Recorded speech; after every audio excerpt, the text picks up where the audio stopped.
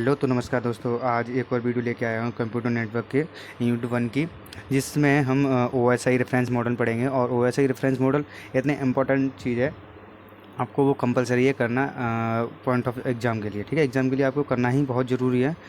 वो very most important चीज़ है। First unit की 4-5 टॉपिक ऐसे हैं जो वो मोस्ट इंपॉर्टेंट आने वाले हैं। ठीक है, तो आज आज मैं पढ़ाऊँगा आपको O S I reference model, जिसमें 7 लेयर होती हैं।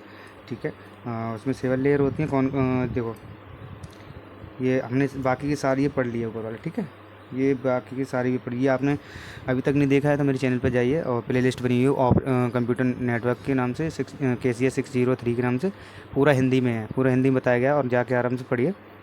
ठीक है, पहले वो वाली वीडियो देखिए, उसके बाद ये देखिए। ठीक है, तो आज की वीडियो में ऑनली हम पढ़ेंगे layer, O S I reference model layer. ठीक है, तो आप जानते हो O S I reference model, तो मैं अच्छे से आपको बताऊँगा। चलिए स्टार्ट करते हैं।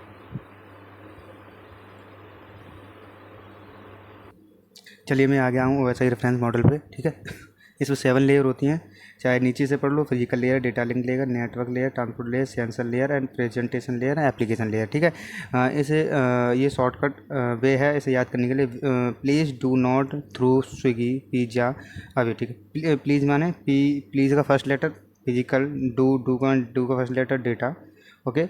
नॉट यानी नेटवर्क, एंड थ्रू यानी टी से ट्रांसपोर्ट, एंड स्विगी। ठीक है, स्वैग कर सकते, स्विगी कर सकते, कुछ भी स्वैग दिख जाए तो सेशन, एस से सेशन, पिक्चर से प्रेजेंटेशन, और अभी से एप्लीकेशन। ओके, तो आपके लिए याद करने का तरीका है शॉर्ट फॉर्म में, तो आप कर सकते हो। और चाहे कुछ भी फॉलो कीजिए, चाहे अपना खुद याद कर लीजिए। ये मेरा जो मैंने बताया है वो फॉलो कीजिए। चलिए, इसमें 7 लेयर होती हैं। ठीक है, ऊपर से ये ट्रांसमिट, देखो 7 लेयर मैंने बता ही दिया है। ठीक है, ये डेटा ऊपर से ज़्यादा ट्रांसमिट डेटा करता है, यहाँ से डेटा को रिसीव करता है। ठीक है, यानी डेटा को भेजता है, यहाँ से फिजिकल लेयर लिंक लेयर में जाएगा, उसके बाद डेटा हमारा डेटा रिसीव हो जाएगा। ठीक, कंप्लीट हो गया। ओके, चलिए नेक्स्ट हम पढ़ते हैं पहले एप्लीकेशन लेयर। एप्लीकेशन की लेयर क्या करती है, जो क्या इनेबल कराती है, देखो एप्लीकेशन लेयर।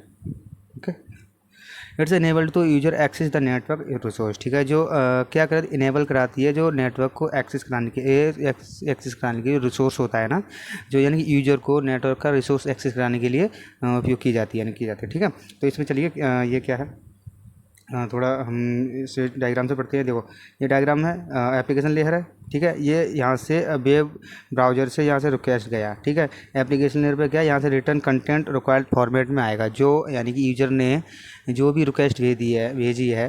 ठीक है, उस नेटवर्क को एक्सेस कराएगा, और उसके बाद जो भी उसने वेब ब्राउज़र पे रिक्वेस्ट भेजी है, वो उसी के कंटेंट में, उसी के फॉर्मेट में वापस आ जाएगा। ठीक है, यानी कि पूरा जो भी रिक्वेस्ट भेजी है वो उसके फॉर्मेट में वापस आ जाएगा। ठीक है, ठीक है, और इसका सर्विस क्या क्या सर्विस प्रोवाइड कराता है ये, कौन कौन सी सर्विस कराता है, देखो सर्विस प्रोवाइड कराता है file transfer and access management, FTM। ठीक है, यानी कि जो फाइल ट्रांसफ़र होता है तो फाइल ट्रांसफ़र एक्सेस मैनेजमेंट, और FTM की इसके शॉर्ट फॉर्म है। ओके, मेल सर्विस, इसको मेल सर्विस प्रोवाइड कराता है ये, और डायरेक्टरी सर्विस भी प्रोवाइड कराता है। ठीक है, मेल सर्विस मेल को ट्रांसफ़र करना, ठीक है, मेल को मैनेज करना, ट्रांसफ़र करना वो।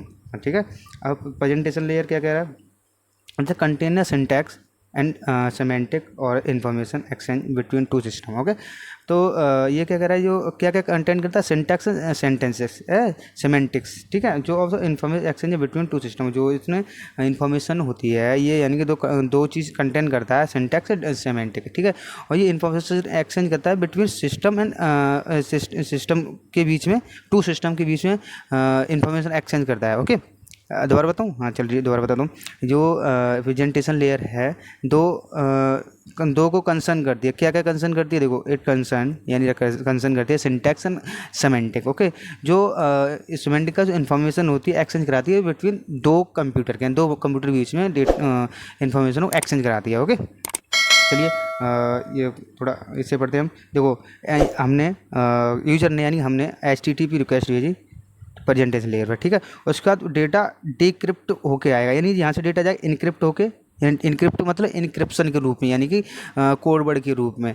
आप बीच में कोई बिचौलिया कोई उसे देख नहीं सकता। ठीक है, ओनली ये डेटा HTTP रिक्वेस्ट भेजेगा इनक्रिप्ट डेटा के रूप में। उसके बाद प्रेजेंटेशन लेयर डेटा भेजेगा डिक्रिप्ट, यानी डिक्रिप्ट करके आगे जिस यूजर के पास भेजा गया है वो यूजर ही उसे एक्सेस कर पाए, यानी उसे डिकोड कर पाए, यानी वही यूजर ही पढ़ पाए उसे, जो कुछ इन्फॉर्मेशन आई है। ठीक है, बीच में कोई भी हैकर वगैरह उसे हैक ना कर पाए। ठीक है, ये होता है। ठीक है, यानी पहले HTTP रिक्वेस्ट आती है इनक्रिप्टेड के रूप में, इनक्रिप्ट लॉक के रूप में, ठीक है। इनक्रिप्ट देखा ना, XYZ देख लेना, कभी भी डाल के देखना, इनक्रिप्टेड के रूप में जाती है और डेटा वहाँ से एप्लीकेशन लेयर डिकोड करके भेजती है रिसीवर के पास, जो रिसीवर ही उसे एक्सेस कर पाए। ओके, चलिए इसकी ये सर्विस क्या प्रोवाइड करता है? सर्विस प्रोवाइड करता है translation, okay, and encryption. Encryption बताएं, डेटा HTTP रिक्वेस्ट भेजती है तो इनक्रिप्शन के रूप में भेजता है और बाकी वो डिक्रिप्ट करता है, ठीक है। कंपेरिजन, ओके, ये तीन इसके हैं। सेशन लेयर, सेशन लेयर क्या कहती है? इट इस्टेब्लिश, ओके, ये establish maintain and synchronises the interconnection among communication device. एक सिंक्रोनाइज जानते हो?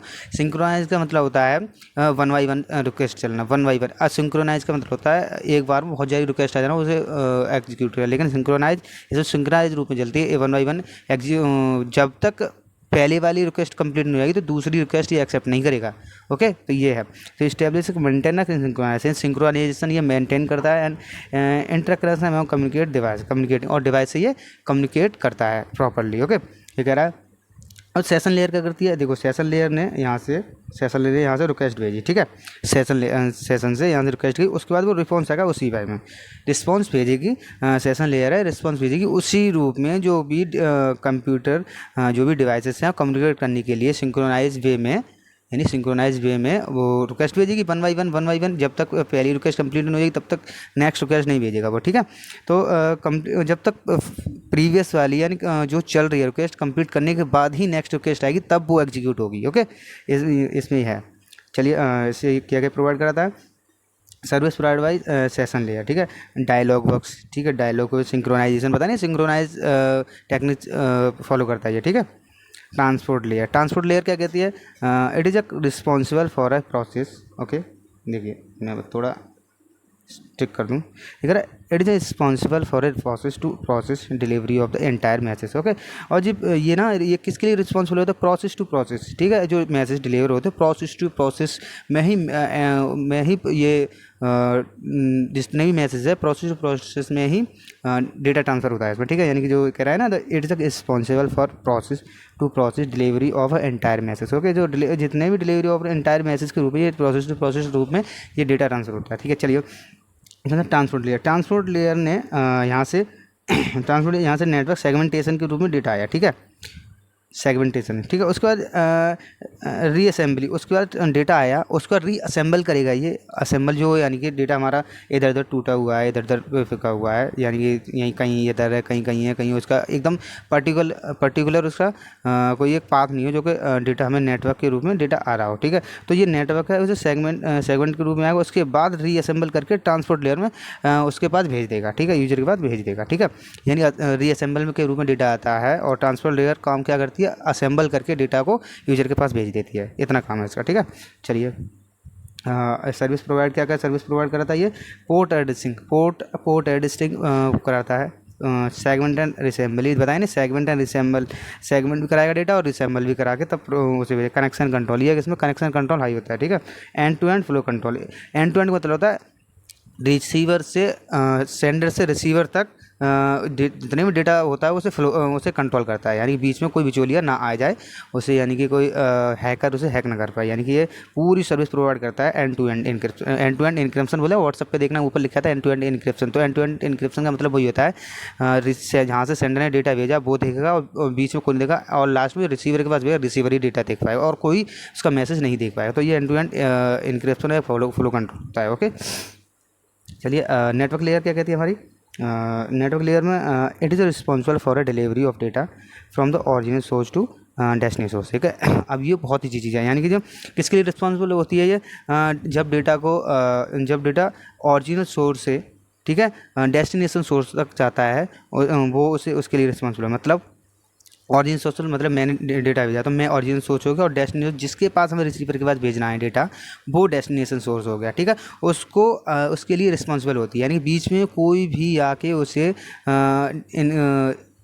देख नहीं सकता, डिक्रिप्ट नहीं कर सकता। ओके, तो इसका नेटवर्क लेयर मतलब है जहाँ से डेटा भेजा गया हो और जहाँ ओरिजिनल सोर्स हो, डेस्टिनेशन सोर्स हो, वहाँ तक भेजा गया डेटा वो नेटवर्क लेयर प्रोवाइड कराती है, ठीक है। तो यानी कि ऑरिजिनल सोर्स से डेस्टिनेशन सोर्स तक डेटा भेजने का रिस्पॉन्सिबिलिटी ये नेटवर्क लेयर लेती है, ठीक है।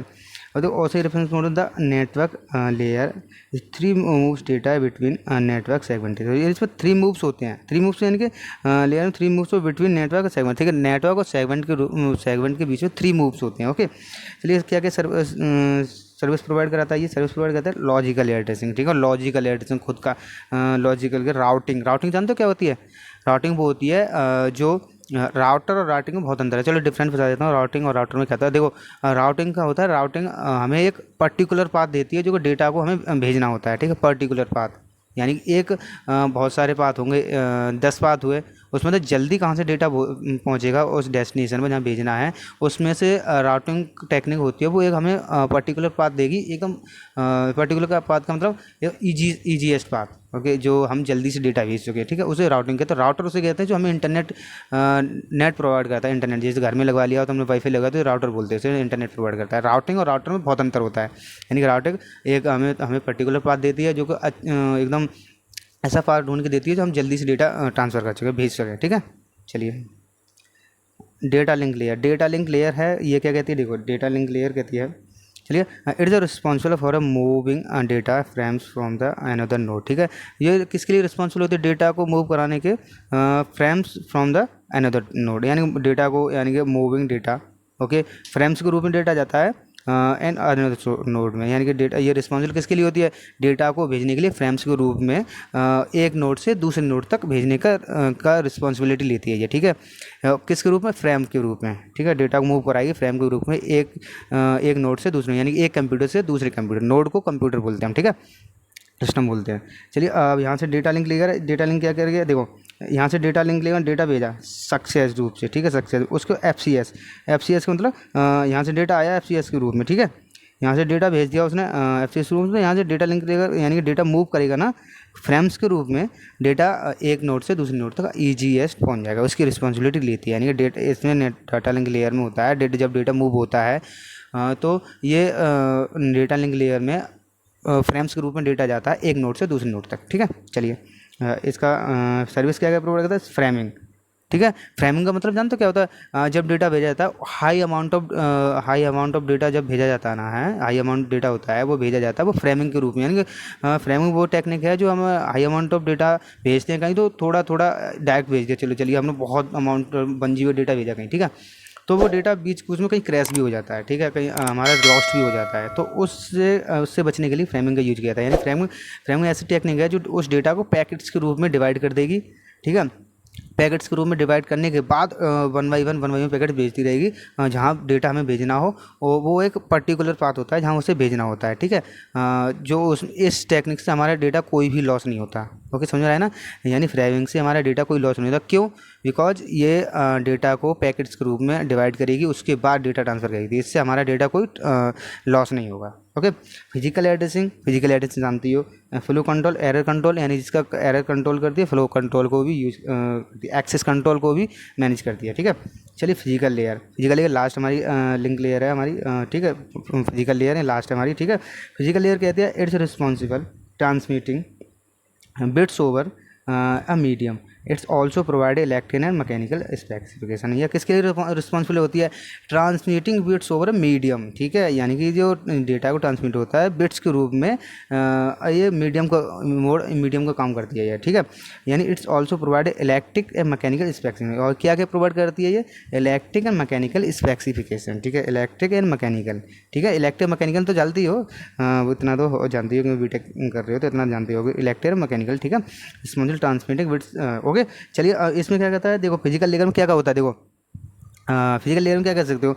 हार्डवेयर डिवाइस, ठीक है, जिसे हम छू सकते हैं, ठीक है, coaxial cable and router, okay, CPU, monitor है। फिजिकल लिंक लेयर है, फिजिकल यानी कि फिजिकल जानते हो ना, जैसे हम स्पर्श कर चुके हैं उसमें ये सारी चीज़ फिजिकल लेयर में ये सारी चीज़ें आती है। देखो फिजिकल लेयर में ऑप्टिकल फाइबर, ठीक है, ऑप्टिकल फाइबर, कॉपर वायर हो गया, इलेक्ट्रॉनिक सर्वेव हो गया, देखो मैंने बताया ना, ये देखो केबल जिससे हम स्पर्श कर सके वही, देखो optical fibre, copper wire, electronics wave and router and CPU extra वो जो जैसे हम छू सकें और रिलेटेड टू कंप्यूटर, ओके।